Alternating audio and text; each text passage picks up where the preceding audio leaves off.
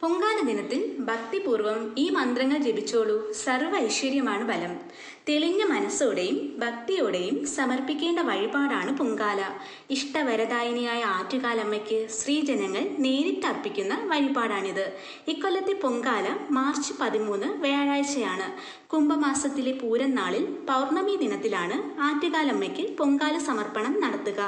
ആദിപരാശക്തിയുടെ മാതൃഭാവമായ ആറ്റുകാലമ്മയ്ക്ക് പൊങ്കാല സമർപ്പിക്കുമ്പോൾ ഭാഗ്യശുദ്ധിയോടൊപ്പം ആന്തരിക ശുദ്ധിയും പ്രധാനമാണ്. പൊങ്കാല നിവേദ്യം തയ്യാറാക്കുന്നത് മുതൽ സമർപ്പിക്കുന്നത് വരെ ഭക്തിപൂർവം ദേവീനാമങ്ങൾ ജപിക്കുക. കഴിയാവുന്നത്ര തവണ ഭഗവതിയെ മനസ്സിൽ ധ്യാനിച്ചുകൊണ്ട് സർവമംഗള മംഗല്യേ ശിവേ സർവാർത്ഥ സാധികേ ശരണ്യേ ത്രയംബകേ ഗൗരി നാരായണീ നമോസ്തുതേ എന്ന് ജപിക്കണം.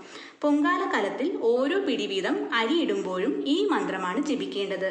അന്നപൂർണേ സദാപൂർണേ ശങ്കരപ്രാണവല്ലഭേ ജ്ഞാനവൈരാഗ്യ സിദ്ധ്യർത്ഥം ഭിക്ഷാം ദേഹീജ പാർവതി.